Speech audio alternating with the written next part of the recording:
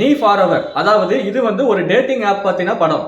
அதை தாண்டி பாஸ்ட் லைஃப்ல போனவங்களை பத்தி ஃபீல் பண்ணாம பிரசன்ட் லைஃப்ல யார் இருக்காங்களோ அவங்கள நல்லபடியா பாத்துக்கணும் அப்படிங்கிற லைன்ல இந்த படம் ஒரு சூப்பரான அழகான ஒரு காதல் கதையை கொடுத்திருக்காங்க. அது என்னன்னு தெரிஞ்சுக்க ரிவ்யூவை ஃபுல்லா பாருங்க. இந்த படத்தோட ஃபர்ஸ்ட் ஹாஃப் எப்படி இருக்கு அப்படின்னா, ஹீரோ அவருக்கு வந்து காதல்னா என்னன்னே தெரியாது. ஹீரோயின் அவங்களுக்கு வந்து காதல்னா பிடிக்காது. ஹீரோக்கு தன்னோட அம்மா லவ் மேரேஜ் பண்ணி அதை கைவிட்டு திரும்ப வீட்டுக்கு வர்றாங்க. அப்ப அவங்களோட அப்பா வந்து அவங்கள ஏத்துக்கிறாங்க. இனிமே என்னோட பேச்சை தான் கேட்கணும் அப்படின்னு சொல்லி. சோ தாத்தா பேச்சை கேட்டு வளரக்கூடிய ஹீரோ அவர் வந்து லவ் பண்ணக்கூடாது. சோ லவ்வே பண்ணாம இருப்பாரு. ஆனா அவர் ஒரு ப்ராஜெக்ட் எடுத்திருப்பாரு. ஹீரோயின் அப்பா அம்மா அப்படின்னு யாருமே இல்ல, தனியா பாசத்துக்காண்டி ஏங்கி வாழ்ந்துகிட்டு இருக்கிற ஒருத்தவங்க. ஹீரோ நீ ஃபாரெவர் அப்படின்னு ஒரு டேட்டிங் ஆப்பை உருவாக்குறாரு. அதாவது ஒருவனுக்கு ஒருத்தி. இந்த ஆப்ல ஒருத்தவங்க இன்னொருத்தவங்க தான் பேச முடியும். இது வந்து ஒரு மேட்ரிமனி அப்படிங்கிற மாதிரி ஒரு ஆப். இது வந்து இந்த ஜெனரேஷனுக்கு நல்லபடியா இருக்கும் அப்படின்னு ஒரு ஆப்பை கண்டுபிடிக்கிறாரு. அதுதான் அவர் செய்யக்கூடிய வேலையும். ஹீரோயின் எப்படியாச்சும் டைரக்ஷன் பண்ணி தன்னோட வழிகளை படத்துல காட்டி மக்களுக்கு புரிய வச்சு ஒரு பெரிய ஹிட் கொடுக்கணும் அப்படிங்கிற ஒரு எய்ம் வச்சிருக்காங்க. இப்ப ஹீரோ நீ ஃபாரெவர் அப்படிங்கிற இந்த ஆப்பை பத்தின ப்ராஜெக்டா ஒவ்வொரு கம்பெனிலையும் சொல்றாரு. யாரும் ஏத்துக்க மாட்டேங்காங்க. ஒரு இடத்துல ஏத்துக்கிறாங்க. அவங்க என்ன சொல்றாங்கன்னா, இந்த ஆப்பை நீங்க வந்து கிரியேட் பண்ணிருக்கீங்க, ஆனா இதோட உண்மையான ஃபீலிங்ஸ் உங்களுக்கு தெரிஞ்சாதான் அதை வந்து உங்களால முழுமையா பண்ண முடியும் அப்படின்னு சொல்றாங்க.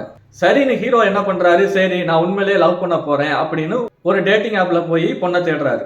இப்போ ஹீரோயின் அவங்களும் ஒரு இடத்துல கதை சொல்லி ஓகே ஆகி, இந்த மாதிரி கதை வந்து வேண்டாம், நீங்க ஒரு லவ் ஸ்டோரி எடுத்தீங்கன்னா நாங்க உங்களுக்கு உடனே ப்ரொடியூஸ் பண்ண தயாரா இருக்கோம், அதனால ஒரு நல்ல காதல் கதை கொண்டு வாங்க அப்படிங்கிறாங்க. ஸோ ஹீரோயினும் என்ன பண்றாங்க, உண்மையான எக்ஸ்பீரியன்ஸ் வேணும், ஸோ நான் வந்து ஒருத்தனை லவ் பண்ணி ஏமாத்த போறேன் அப்படின்னு அவங்களும் டேட்டிங் ஆப்ல போய் சர்ச் பண்றாங்க. இதுல இவங்க ரெண்டு பேரும் இன்ட்ரோடியூஸ் ஆகிற ஒரு அழகான சீன் இருக்கு. அதுக்கப்புறம் ஹீரோ உண்மையிலேயே லவ்ல வந்து விழுந்துடுறாரு. ஏன்னா எந்த பொண்ணுகிட்டையும் பேசி பழகினது இல்ல, இவங்க வந்து ரொம்ப கேர் பண்றாங்க செய்யறாங்கன்னு உண்மையிலேயே லவ் பண்ண ஆரம்பிச்சிடுறாரு. ஆனா ஹீரோயின் பேசுறது பழகிறது எல்லாம் பிடிச்சிருக்கு, ஆனா இது வந்து என்னோட ப்ராஜெக்ட் அப்படிங்கறதுல ரொம்ப ஸ்ட்ரிக்டா லவ் பண்ற மாதிரியே நடிக்கிறாங்க. இப்படியே நல்லா பழகிக்கிட்டு இருக்கும்போது ஹீரோ வந்து தன்னோட லவ்வ சொல்ல ரெடி ஆயிடுவாரு. அந்நேரம் ஹீரோயின் நான் நாளைக்கு உங்களுக்கு ஒரு சர்ப்ரைஸ் தரேன் அப்படின்னு சொல்லிட்டு போவாங்க. அவ்வளவுதான். போனவங்க என்ன ஆகும்னா, அந்த டேட்டிங் ஆப்ல இருக்கக்கூடிய அவங்களோட அக்கௌண்டா டெலிட் பண்ணிடுவாங்க. இப்போ ஹீரோ என்ன ஆகும், அவர் ரொம்ப ஃபீல் ஆயிடுவாரு. சரி தாத்தா சொல்ற பொண்ணையே கட்டிக்குவோம், சரிங்கம்மா பொண்ணு பாருங்க நான் ஊருக்கு வரேன் அப்படின்னு சொல்லிட்டு பொண்ணு பார்த்துருப்பாங்க. ஹீரோவும் தன்னோட ஃப்ரெண்ட்ஸ் எல்லாம் கூட்டிட்டு ஊருக்கு போயிடுவாரு. அங்க போய் என்ட்ரன்ஸ்ல பார்த்தா மாப்பிள்ள பார்க்க வந்தவங்க திரும்ப போயிடுவாங்க. என்னன்னு கேட்டா, அந்த சர்ப்ரைஸ் அந்த இடத்துல நம்ம ஹீரோவோட ஹீரோயின் திடீர்னு ஒரு இன்ட்ரோ கொடுத்து வர்றாங்க.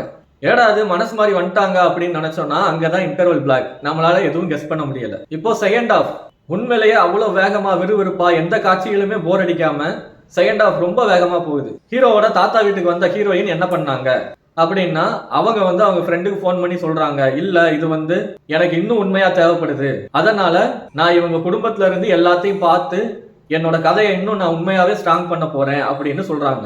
அங்க இருந்து அவங்களோட பாசம் எல்லாத்தையுமே ரசிச்ச ஹீரோயின் நல்லா பழக ஆரம்பிக்கிறாங்க.